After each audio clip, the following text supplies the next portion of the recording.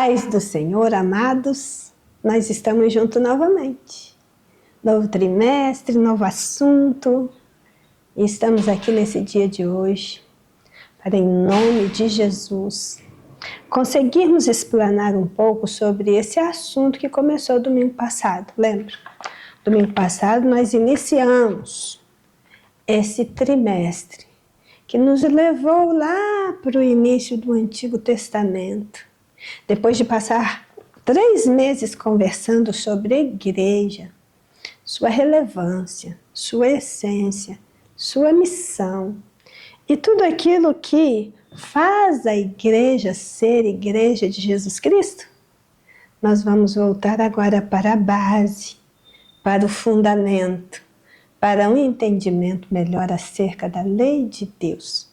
Para estudar a lei de Deus, nós vamos então estudar a sua síntese, que é os 10 mandamentos durante 3 meses. Que coisa maravilhosa é essa oportunidade que Deus está nos dando. Nossa lição é a lição de número 2 e o título é: Não terás outros deuses diante de mim. O subtítulo é Adoração e louvor ao único e verdadeiro Deus. O texto áureo está em Deuteronômio capítulo 6, versículo 5, que diz: Amarás, pois, ao Senhor teu Deus de todo o teu coração, de toda a tua alma e de todo o teu poder, com toda a sua capacidade. A verdade prática diz que a verdadeira adoração é direcionada a Deus e Pai de nosso Senhor Jesus Cristo e de acordo com as Escrituras. O texto de referência, então, encontra-se em Deuteronômio, capítulo 6, do versículo 1 a 4, que eu lerei rapidamente. Estes, pois, são os mandamentos, os estatutos e os juízos que mandou o Senhor vosso Deus para vos ensinar, para que os fizesseis na terra que passais a possuir, para que temas ao Senhor teu Deus e guarde todos os seus estatutos e mandamentos que eu te ordeno, tu e teu filho, e o filho do teu filho, todos os dias da tua vida, e que os teus dias sejam prolongados. Ouve, pois, Israel, e atenta, que os guarde, para que bem te suceda, e muito te multipliques, como te disse o Senhor, Deus de teus pais, na terra que mana leite e mel.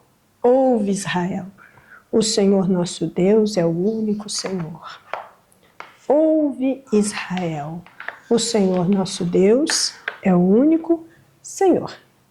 Tendo feito essa leitura introdutória da nossa lição de número 2, não terás outros deuses diante de mim, que é o primeiro mandamento do Decálogo, nós vamos então orar, contando com a ajuda do Espírito Santo para o entendimento daquilo que Ele está querendo nos ensinar nesta manhã. Oremos? Senhor, Deus e Pai, Criador excelso, Senhor das nossas vidas e pastor das nossas almas, em nome de Jesus Cristo, teu Filho, nós oramos a Ti, pedindo sabedoria e graça, iluminação do nosso entendimento, para que possamos não apenas reconhecer ao Senhor como nosso único Deus vivo e todo-poderoso, mas que possamos ser empoderados pelo Teu Espírito Santo, para Te servir e amar somente a Ti todos os dias da nossa vida. E assim oramos em nome de Jesus. Amém? Então, estamos aí de posse desse assunto tão relevante, tão importante.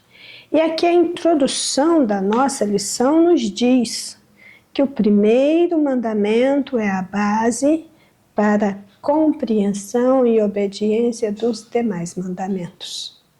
Primeiro eu tenho que compreender esse, para depois compreender os demais. Primeiro eu tenho que viver esse, para depois conseguir viver segundo a orientação dos demais. Olha o que está posto em Êxodo 23, que é o local da descrição do primeiro mandamento, como também Deuteronômio 5, 7, que são os dois trechos que estão descrevendo o decálogo. Êxodo 20, Deuteronômio 5. Êxodo 23, não terás outros deuses diante de mim. Em outras versões bíblicas, a frase é: não terás outros deuses além de mim. E aí, quando nós lemos esse trecho, vem também à nossa memória aquilo que está escrito no livro do profeta Isaías, no capítulo 45, o versículo 6 e o versículo 22. Para que saiba, desde o nascente do sol e desde o poente, que fora de mim não há outro, eu sou o Senhor e não há outro. Olhai para mim e sereis salvos, vós, todos os termos da terra, porque eu sou Deus e não há outro. Então, irmãos, compreender quem é Deus, a sua exclusividade, a sua centralidade na vida de quem o reconhece como Senhor, o ama reverentemente, de todo o coração, e se propõe a obedecê-lo e servi-lo, é o que se encontra na base dos 10 mandamentos. Tudo vai partir exatamente deste ponto, e o ponto é: não terás outros deuses diante de mim. Isso é uma expressão pessoal singular. Tu não terás. O que significa? Está sendo dirigida a todo o povo de Israel. Mas significa que mesmo sendo dirigida a todo o povo, foi intencionalmente dirigida a cada pessoa. A expressão está no singular. Tu não terás. Deus se dirige individualmente, isoladamente a cada um. Sabe o que isso significa? Que esse versículo tem a ver também comigo e com você ainda hoje. O primeiro tópico da nossa lição: conhecendo o primeiro mandamento. Esse primeiro mandamento se estende muito além da idolatria. Como assim? Esse primeiro mandamento se estende muito além da idolatria. Vamos pensar sobre isso. Ele tem como principal propósito conduzir Israel a uma adoração perfeita. Se estende além da idolatria e o propósito é conduzir a uma adoração perfeita e também em uma relação de amor, de temor e de sinceridade. Antes de se pensar em idolatria, nós precisamos entender o que é a adoração exclusiva, que deve ser prestada a um Deus exclusivo, absoluto, eterno, imutável, único, digno de louvor, de honra e de ações de graça. Nós precisamos saber distinguir entre adoração a outros deuses de idolatria. Porque uma coisa é uma coisa, outra coisa é outra coisa.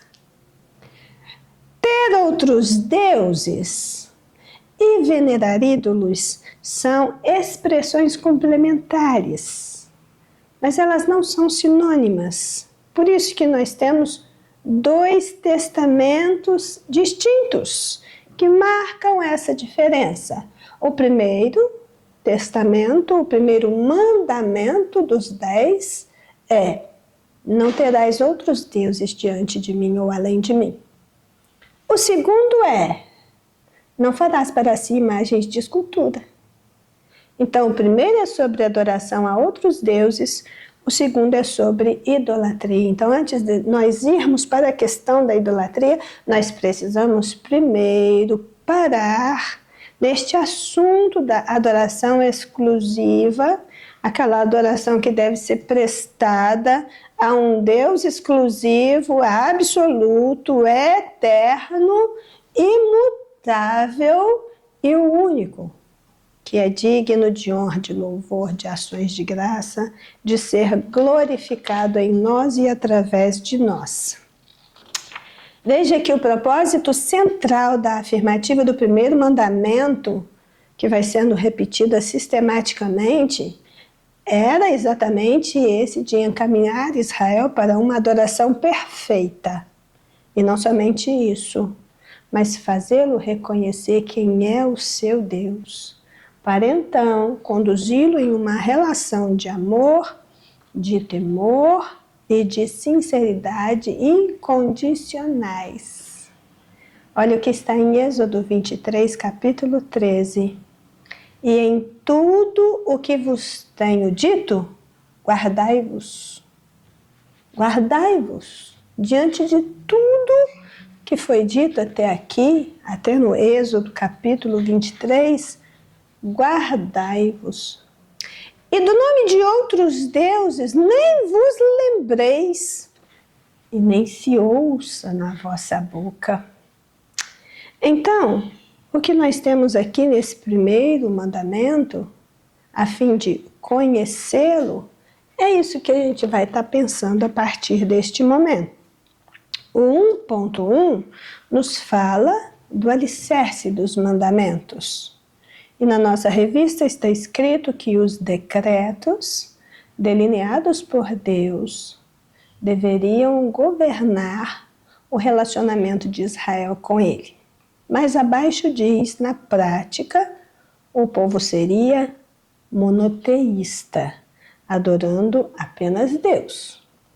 Eu juntei o comentário do 1.1 com o comentário do 1.2, porque eu acho que os dois estão comuns, tratando da mesma coisa.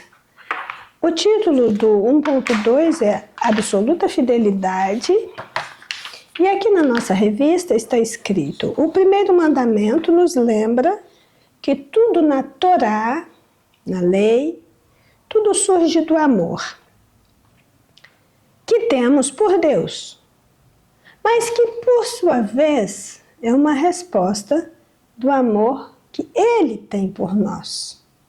Então, no alicerce dos mandamentos divinos está a absoluta fidelidade.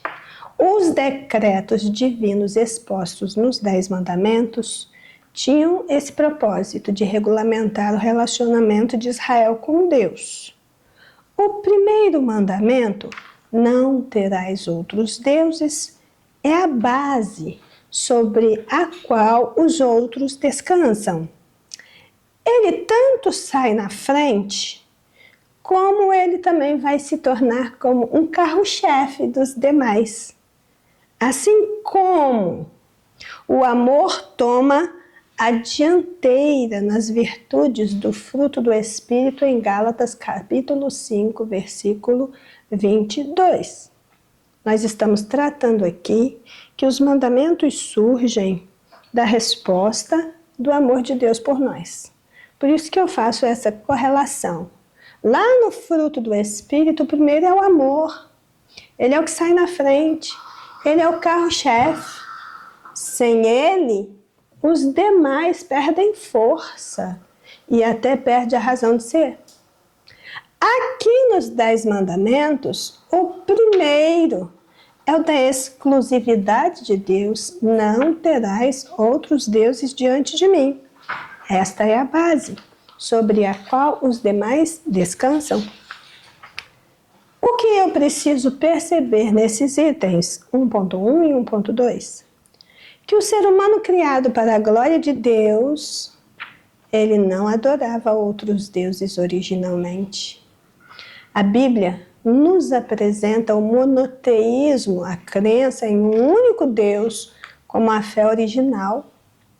E o politeísmo, a crença em vários deuses, como o desvio do plano de Deus para a humanidade. A Bíblia nos ensina que a religião dos nossos antepassados bíblicos foi monoteísta no sentido literal e resultado da revelação divina. Depois da queda, o politeísmo invadiu e tomou conta. Mas a fé monoteísta ela vai renascer sob a forma de um pacto celebrado entre Deus e a humanidade por meio de Abraão. Quando nós percebemos o modo como Deus conduziu a sua relação com Abraão, nós vamos ver que o primeiro mandamento já está contido nas palavras de Deus dada a Abraão, quando ele lhe disse em Gênesis 17:1, anda na minha presença e ser perfeito. Abraão deveria se conduzir de modo que não perdesse de vista que os olhos de Deus estavam continuamente sobre ele. Isso diz respeito igualmente a nós, porque nós vamos ler lá em Gálatas 3:9, que isso diz respeito também a nós, porque lá está escrito de sorte que os que são da fé são benditos com o crente Abraão. Então esses itens 1.1 e 1.2 nos leva a pensar nos propósitos para os quais Israel foi criado.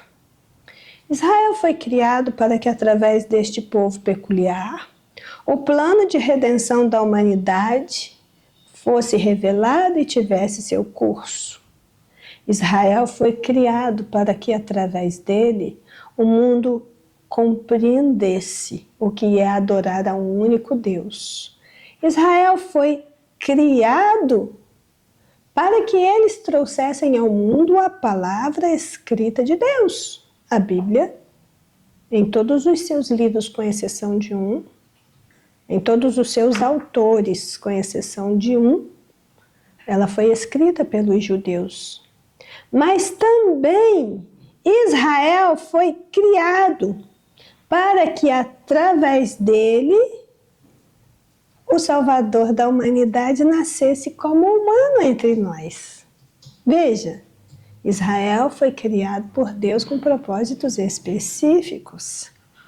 Quando eu leio Isaías 49:6, eu leio ali que Israel não foi criado para si mesmo, mas ele foi criado para ser dado por Deus para a humanidade, como luz para todas as nações. Então veja os propósitos para os quais Israel foi criado. E obedecendo aos propósitos divinos, é certo que eles teriam também uma lei divina norteando as suas vidas. Por quê? Tanto do Egito, de onde eles saíram, quanto Canaã, para onde eles estavam indo, esses eram locais de adorações a muitos dos deuses, bem como de todo tipo de depravação e imoralidade. Mas Israel, propriedade peculiar do Deus de toda a terra, luz para todas as nações, deveria ouvir a voz de Deus e guardar a sua aliança com o Todo-Poderoso. E é isso que está em Êxodo capítulo 19, versículo 5. Pensar que os israelitas deveriam obedecer aos mandamentos divinos por amor, como está posto no 1.1. E que o primeiro mandamento nos lembra que na Torá, na lei, ela surge do amor que temos por Deus, que por sua vez é uma resposta do amor que Ele tem por nós, como está dito no 1.2. Isso nos faz lembrar, pensar em 1 João 4,19, onde se lê: nós o amamos, porque Ele nos amou primeiro. É disso que se trata. O 1.3 nos fala de um Deus singular. E aqui na nossa revista nós lemos no 1.3 que o primeiro mandamento é o fundamento de todos os outros. é a chave para guardar os outros mandamentos. Isso está repetindo o que nós já dissemos anteriormente, porque nós já vimos antes que o primeiro mandamento é o fundamento de todos os outros e é a chave para guardar e cumprir os demais. Então, nós fomos um pouquinho mais para frente para pensar na última frase aqui desse 1.3, que diz que a sabedoria nos ensina que para aprendermos alguma coisa acerca daquilo que Deus exige de nós, deveríamos antes saber quem Ele é e quem somos em relação a Ele. Então, esse 1.3 nos convida a pensar quem é o nosso bom e maravilhoso Deus. Porque o conhecimento de Deus nos permite, além de saber quem Deus é, também de saber como Ele age em relação às suas criaturas. Nós podemos saber quem Ele é porque Ele mesmo se deixa conhecer e se revelou. Mas tem uma coisa, se Ele é quem diz ser, uma vez que sustenta todas as coisas com a força do seu poder, Ele também pode ser para nós o que nós precisamos que Ele seja.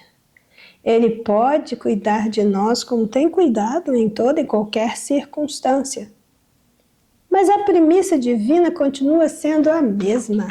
Não terás outros deuses diante de mim. Isso não mudou. Então, passamos aqui ao segundo tópico da nossa lição. E aqui na nossa revista nós lemos que Deus mostrou que tinha poder sobre tudo e sobre todos quando libertou os filhos de Israel do Egito, ao apresentar-se pessoalmente, lhes ordenou que lançassem fora de si os deuses e prestassem somente a Ele a adoração. Êxodo 20, 1-3. Três coisas nos chamam a atenção quando vamos pensar nesse Deus único, singular. A posição de Deus em relação aos outros deuses, o respeito que se exige de toda a humanidade em relação à sua presença e o perigo de se guardar, de se quebrar a lei de Deus. Aqui nós precisamos nos deter um pouquinho nesse assunto a respeito da posição divina em relação aos outros deuses, porque nós estamos falando de Israel e do cativeiro egípcio. Esses mandamentos, o decálogo, ele é dado alguns meses depois que Israel sai ali do Egito, depois da sua peregrinação para o deserto, quando ele chega ao pé do Monte Sinai. Tinha muito pouco tempo que ele tinha saído do Egito. E os egípcios adoravam muitos deuses. Até o próprio faraó era adorado como um deus. Os egípcios desta época, eles davam mais atenção aos deuses e aos mortos do que aos vivos. Vocês acreditam que até a sua comida, o que eles tinham de melhor, eles não comiam para deixar para os deuses? Para eles, as divindades só exerciam poder sobre regiões definidas ou certas dimensões de âmbito natural. O Deus que aparecera a Moisés e lhe declarara ser o grande eu sou, ele então vai ao encontro dessas divindades no seu próprio território e ali as derrotou. Olha que interessante. Os egípcios acreditavam em deuses territoriais, eles tinham o Deus do fogo, o Deus do vento, o Deus da água, o Deus da natureza, o Deus do gado, o Deus da vegetação, o Deus da fertilidade e por aí vai. O grande eu sou, que apareceu a Moisés, foi ao encontro de cada uma destas divindades e as derrotou no seu próprio território. Todos os deuses egípcios foram enfrentados e vencidos, lá no Egito mesmo, antes que o povo saísse de lá. Êxodo 12:12 diz: Eu passarei pela terra do Egito esta noite e ferirei todo primogênito na terra do Egito, desde o homem até os animais, e em todos os deuses do Egito eu farei juízos, porque eu sou o Senhor. Números capítulo 33, versículos 3 e 4. Partiram, pois, de Ramsés, no primeiro mês, no dia 15 do primeiro mês, no dia seguinte da Páscoa, saíram os filhos de Israel por alta mão, aos olhos de todos os egípcios, enquanto os egípcios enterravam os que o Senhor tinha ferido entre eles, a todo primogênito, e, havendo o Senhor executado juízos também contra os seus deuses. Irmãos, nós precisamos dedicar um tempinho para pensarmos o que é isso. Que confronto entre deuses que foi esse? Onde nós vamos ver esta luta acontecendo na prática é no momento em que as 10 pragas são derramadas sobre o Egito. O relato das pragas é algo muito esclarecedor e que precisam ser pensados um pouquinho mais nos seus detalhes, porque às vezes isso pode passar batido. A primeira praga, as águas do rio Nilo tornaram-se sangue, que encontra-se registrada em Êxodo 7, do 14 até o 24. Esta praga, ela revelou a derrota de um grande deus egípcio, o próprio rio Nilo, que inclusive recebia o nome de Deus Hapi, ou Deus Api. O rio Nilo, ele era entendido como um deus, reverenciado como um deus, porque para eles, inclusive, o rio Nilo era o pai dos deuses e a fonte de vida de todo o Egito. Com a praga do rio Nilo, a vida do rio se foi. Os peixes morreram, as águas ficaram apodrecidas e tornaram-se fétidas. E esse milagre, ele trouxe uma vergonha muito grande, uma humilhação e aniquilação do deus Hapi. Descobriram que o rio Nilo não era deus coisa nenhuma.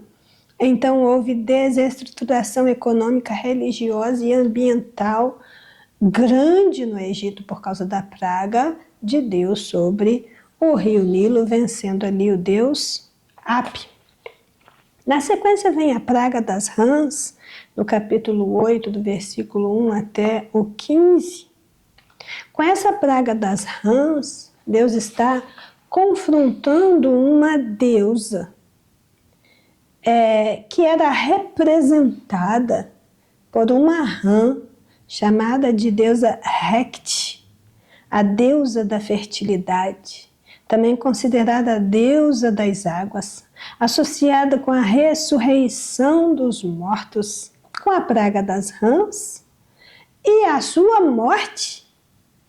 A deusa das águas, que era representada por uma rã, viu aí, aos olhos de todos os egípcios, as rãs saindo ao monte das águas que eles veneravam e morreram e infestaram todo o Egito de um mau cheiro terrível e estava decretada ali a aniquilação de Hecate pelo grande Eu Sou, para mostrar que não havia deusa nenhuma naquelas águas, que uma rã continua sendo uma rã e que quando ela morre, o que você tem ali é um corpo apodrecido e mal cheiroso.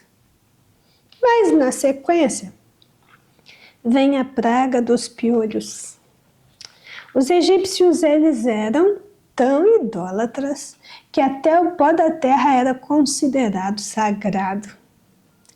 E o deus Geb ou Geb, ele era considerado ídolo da terra e da vegetação. Ele era entendido como o ser primordial da terra, também considerado como deus da morte. Esse deus, ele é representado com um gancho colocado sobre a cabeça. Eu penso, e a gente vê isso acontecendo nos relatos históricos, que foi uma grande humilhação, porque até mesmo os sacerdotes foram infestados por piolhos. À medida em que o pó da terra foi jogado em todo o Egito, os piolhos infestaram tudo. Os egípcios tinham uma obsessão muito grande contra piolho, ao ponto da maioria da população raspar as suas cabeças, os pelos do corpo e usar medidas sanitárias intensas, porque eles tinham essa visão de que qualquer piolho que aparecesse no corpo era um sinal de grande imundícia. E esses piolhos infestaram todo mundo. O deus Geb, que estava no pó da terra, ele ficou inútil, impotente, sem poder combater esse mal que se alastrou como praga. A outra praga seguinte é a praga das moscas. Isso está em Êxodo 8, do 20 ao 32. Nós temos aqui um Deus sendo representado na forma de um escaravelho, ou Deus inseto. A praga das moscas, quando toda a terra do Egito foi invadida por moscas, ela acontece para confrontar um deus chamado de Khepri ou Khepera, uma das divindades principais do Egito e que estava associada a essa imagem do escaravelho. Esta praga revelou a total impotência do deus inseto, cuja força era comparada às forças que fazem mover o sol. Eles diziam que esse deus inseto era tão forte, mas tão forte que poderia até tirar o sol do lugar.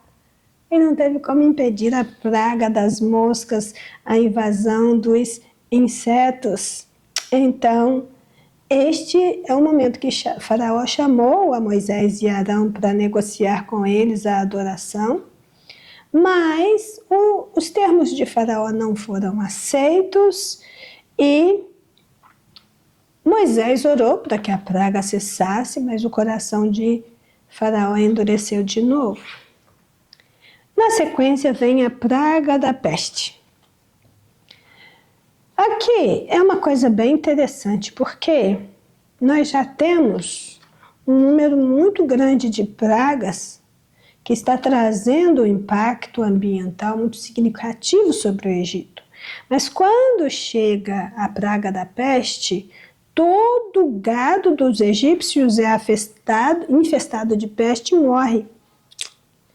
Nós vamos ver que tal praga revelou a impotência de dois deuses que estavam associados ao gado, tanto a sua fertilidade, quanto a sua manutenção, quanto o seu crescimento, a sua reprodução.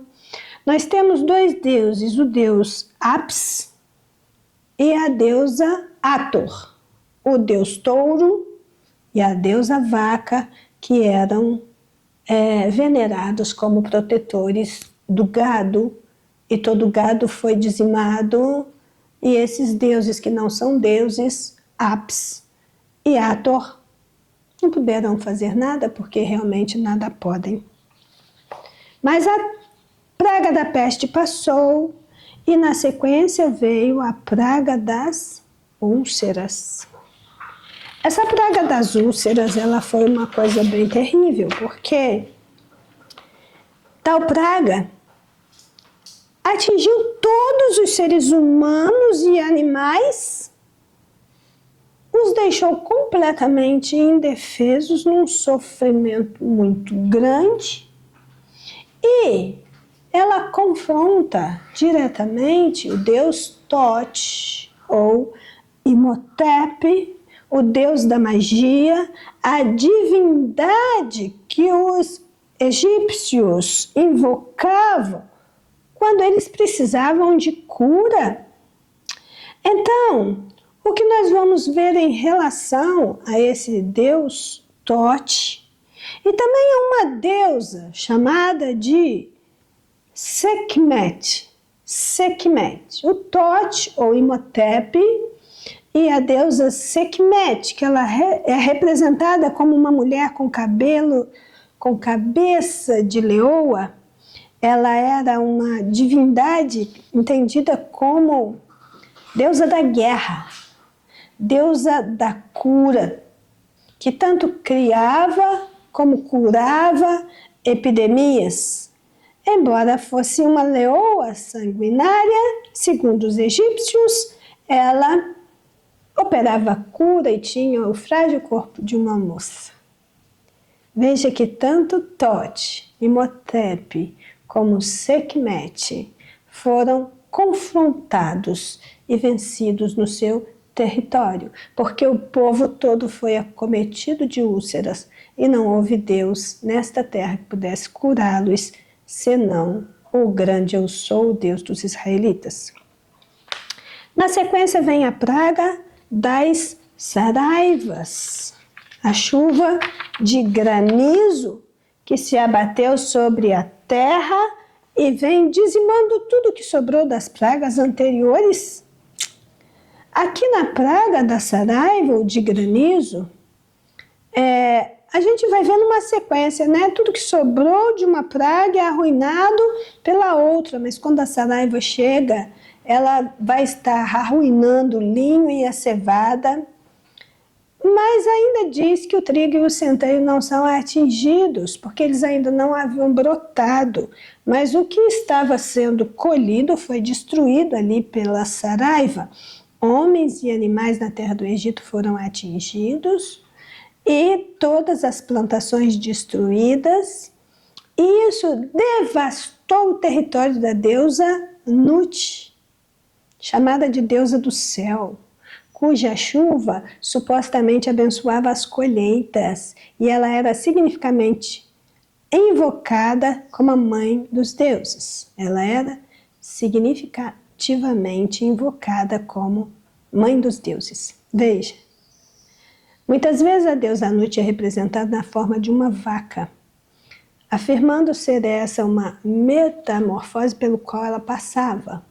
Então essa deusa Nut, ou deusa do céu, ou deusa que era invocada para dar chuva a seu tempo, para fazer a terra do Egito próspera, ela foi confrontada por Deus no seu próprio território, que enviou ali aquela praga da saraiva, aquela chuva dos granizos torrenciais, devastadoras, destruidoras, e a Nut não tinha como fazer nada, porque ela era nada.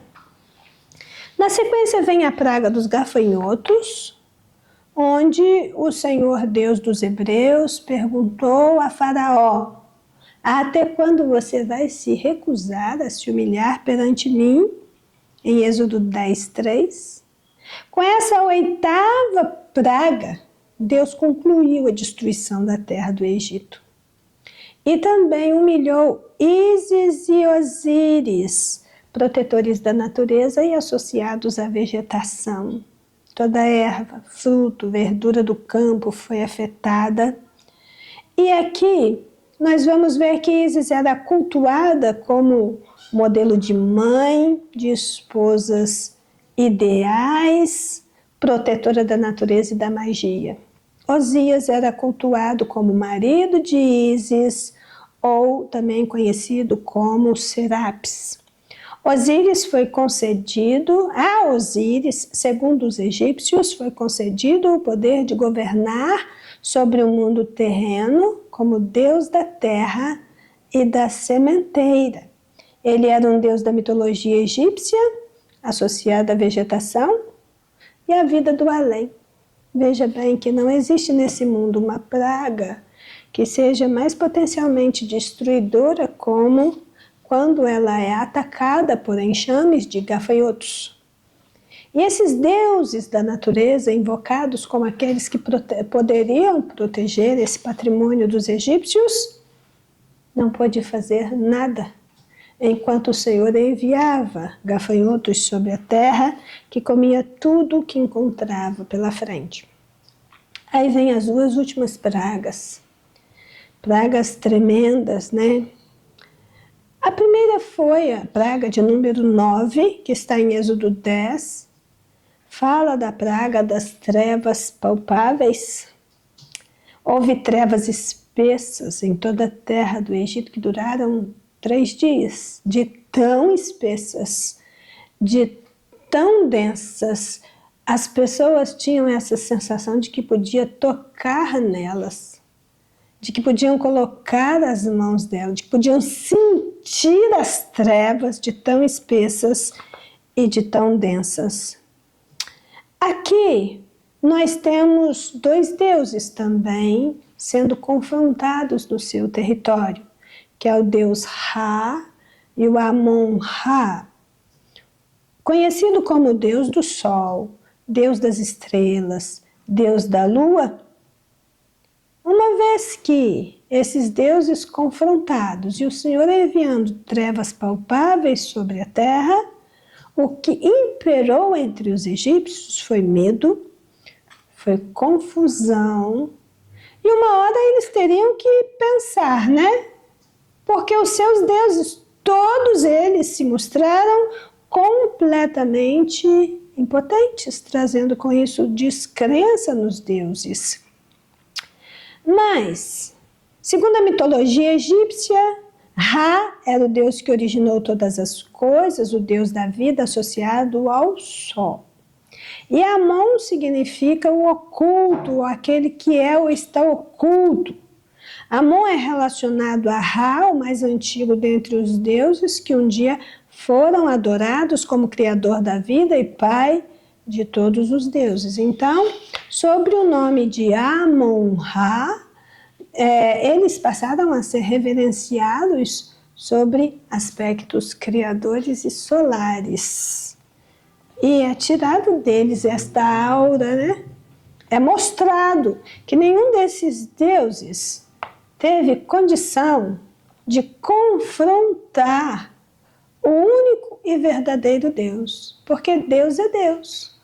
Envia praga, tira praga, vai de encontro aos deuses territoriais, os vence no seu próprio território, não porque eles estão lá de fato, mas é porque o ser humano assim fez, assim creu, assim estabeleceu. Mas ainda havia uma última e derradeira praga, que é a morte dos primogênitos. Não havia no Egito Deus maior do que o próprio Faraó. Faraó era considerado como o senhor dos 2 mundos, o mundo dos humanos e o mundo dos deuses. Faraó, ele era aquele que, segundo a concepção dos seus adoradores, mantinha o equilíbrio cósmico. Para os egípcios, é Faraó que fazia com que o caos não se instalasse e que não destruísse o mundo existente. Então os egípcios acreditavam mesmo que enquanto Faraó estivesse no poder, o mundo estava protegido da destruição e do caos. Então a morte dos primogênitos, ele vem para poder desfazer, confrontar o próprio Faraó no seu território. Investido da autoridade que julgava ter e achando que tinha condição de enfrentar o Deus vivo dos hebreus, Faraó viu a sua própria desgraça e do seu povo se desenrolar diante dos seus olhos. Como resultado da sua soberba, da sua afronta, a matança dos primogênitos fez com que em toda a casa dos egípcios naquele dia houvesse gritos, gemidos e sofrimento como nunca houve antes. Aí depois disso, as portas do Egito se abriram para deixar o povo de Deus sair.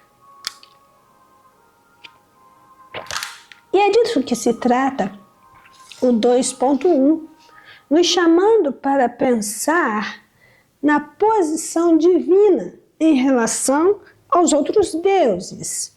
O exemplo é Israel, porque é nesse contexto de Israel que surgem os 10 mandamentos.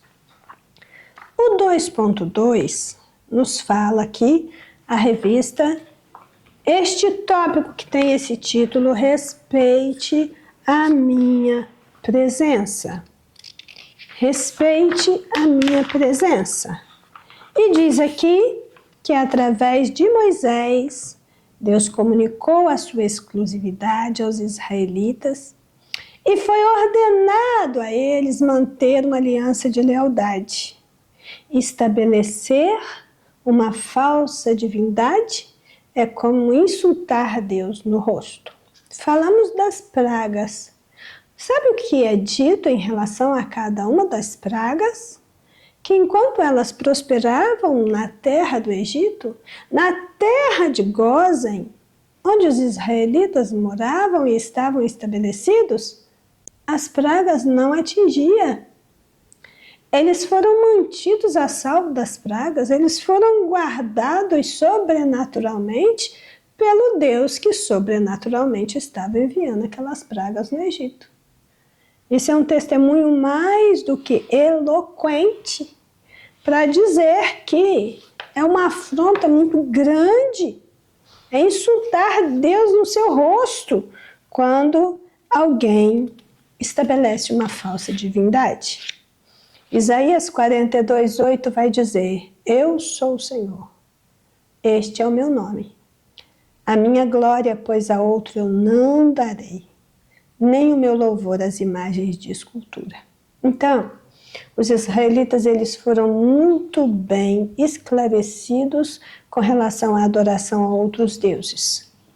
Quando ele chega ao Sinai, Deus vai tratar com eles ali ao pé do Sinai e então lhes entregar a tábua dos testamentos. A questão é que, se eles quisessem continuar, prosseguir e alcançar a promessa, eles não poderiam acolher outros deuses e nem tampouco adorá-los desavergonhadamente, definitivamente.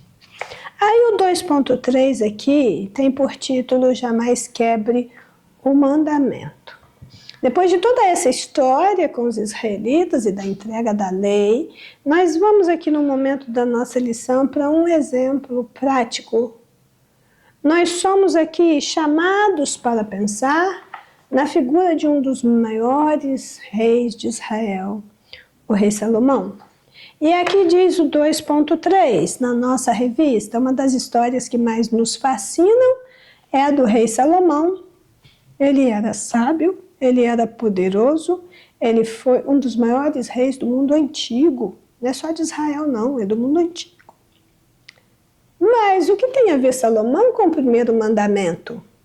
Tudo. Por quê? Porque ele se esqueceu de Deus e serviu a outros deuses. Irmãos, é tão lamentável a história do rei Salomão, porque é uma história bíblica de desvio e de quebra da aliança. Quando o pacto com Deus é violado, coisas muito ruins acontecem.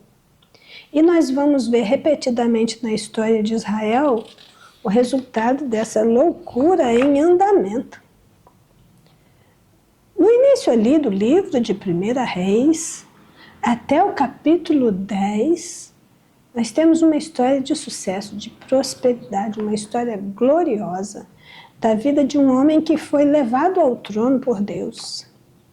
Depois de 10 capítulos, enaltecendo os feitos do homem mais sábio do mundo, a nossa alma se turva e se angustia com a leitura do capítulo 11, porque de repente a narrativa bíblica se torna sombria e um frio percorre nossas entranhas ao constatar que não basta ser sábio para terminar bem.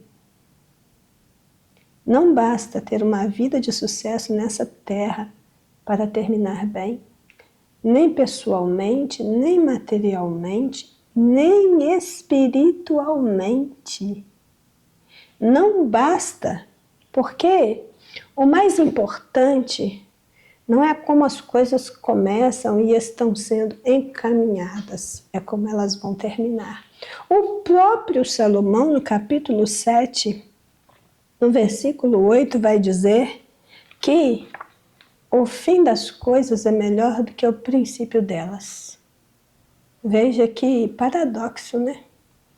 Ele, Salomão, está instruindo que o fim das coisas é melhor do que o princípio delas. E ele, Salomão, quebrou o primeiro mandamento, perverteu a lei de Deus, se contaminou com as mulheres, adorou ídolos, fez coisas inimagináveis para um homem chamado de o homem mais sábio do mundo. Isso deveria nos colocar, ou como no dizer popular, colocar as barbas de molho, porque ninguém diz, desta água eu não vou beber. Mas se, durante os anos mais produtivos da vida, a pessoa for também se tornando altivo, arrogante, soberbo, pode ser que isso o segue e chegue ao final da vida desfazendo tudo o que fez anteriormente. Nós precisamos tomar muito cuidado. A palavra de Deus diz que a Bíblia foi escrita para ensino nosso. Então, ou aprendemos com a palavra, ou vamos repetir erros grosseiros e destrutivos do passado de grandes homens e mulheres de Deus. Nós precisamos terminar bem, do modo como nós estamos a bem aqui e agora com o nosso Deus. E com isso, nós chegamos ao terceiro tópico da nossa lição, já encaminhando para o final, que nos diz que somente Deus deve ser adorado. Veja que na nossa revista diz que só existe uma maneira de não sermos tentados a adorar outros deuses neste mundo. Vivendo um relacionamento pessoal e intenso com Deus.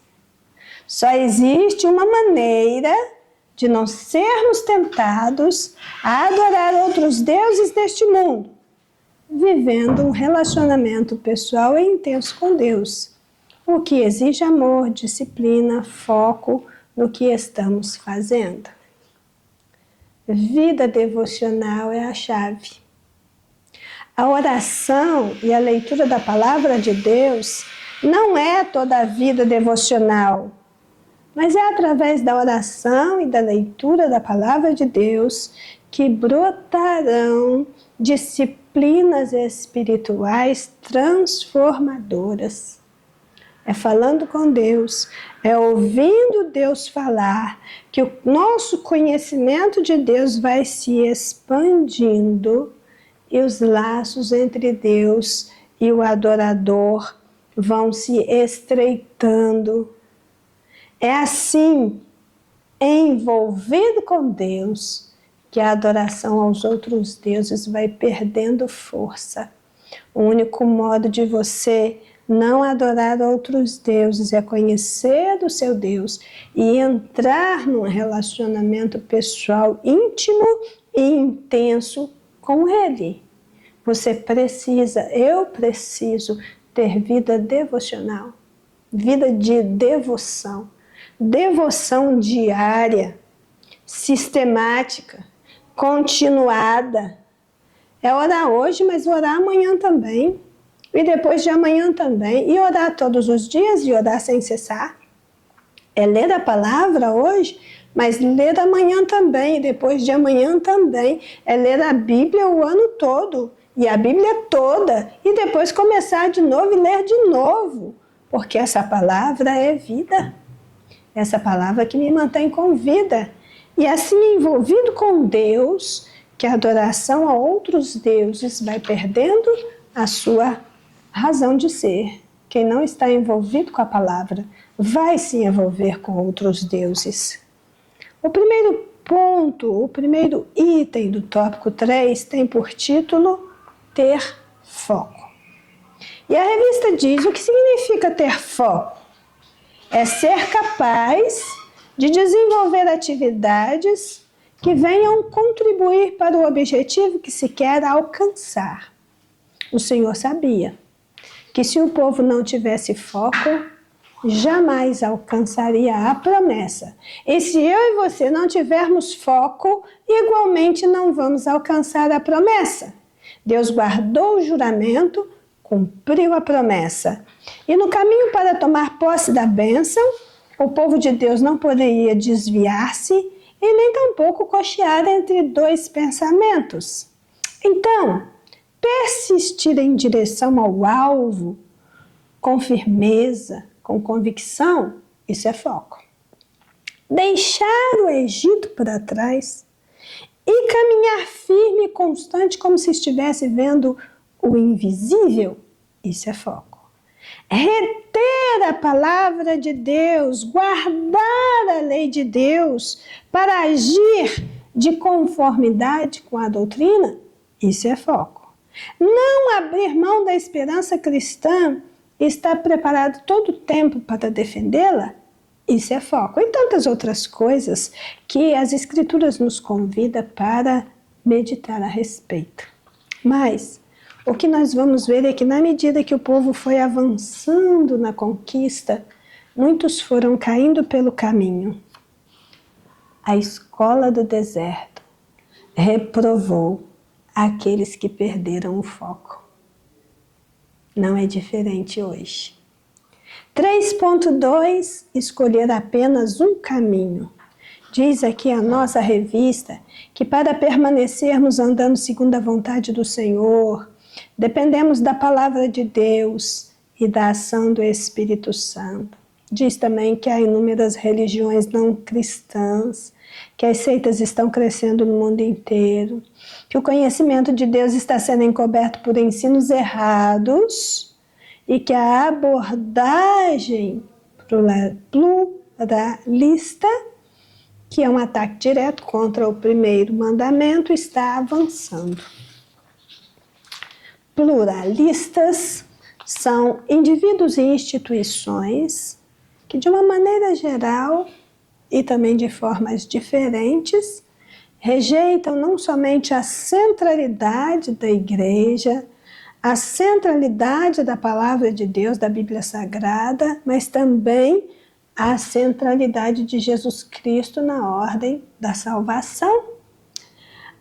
Os pluralistas, eles garantem que todas as religiões são válidas como um contexto autêntico de salvação e até mesmo de libertação. Que todos os caminhos levam a Deus, que todos os deuses operam a salvação. E essa visão está cada vez mais disseminada e mais aceita. Então, ter foco no entendimento de que somente Deus deve ser adorado, 3.1. E escolher apenas um caminho, 3.2, é o desdobramento natural do primeiro mandamento. Ter foco de que somente Deus deve ser adorado e escolher somente um caminho. E então chegamos no 3.3 com o título Amando com todas as forças. Diz a nossa revista, Jesus disse que devemos amar a Deus com o coração, a alma e o pensamento. E Deus espera que o adoremos como uma expressão de reverência e ações de graça.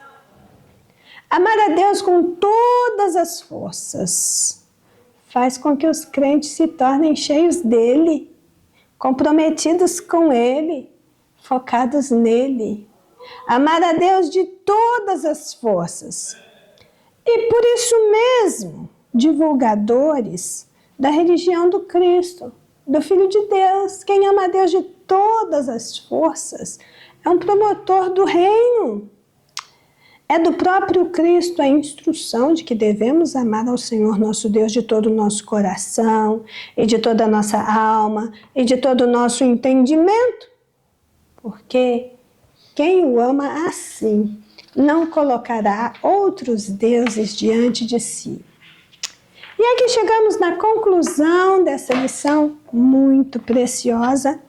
E ela diz que o Espírito Santo nos ajude a procurarmos crescer no conhecimento de nosso Pai Celestial, por meio de Jesus Cristo, seu Filho, e a viver de acordo com os seus mandamentos, para que em tudo Deus seja glorificado. Eu termino fazendo esta afirmativa, porque se eu não acreditar nisso, então a minha fé é vã. Eu sirvo a um único Deus vivo e verdadeiro. Você também aí deve repetir para si mesmo e fazer essa declaração: eu sirvo a um único Deus vivo e verdadeiro. E deixo como última meditação para vocês o Salmo 48, verso 14, onde nós lemos: porque este nosso Deus é o nosso Deus para sempre. E Ele será o nosso guia até a morte. Salmo 48, 14. Porque este é o nosso Deus para sempre, e o nosso guia até a morte. Amém?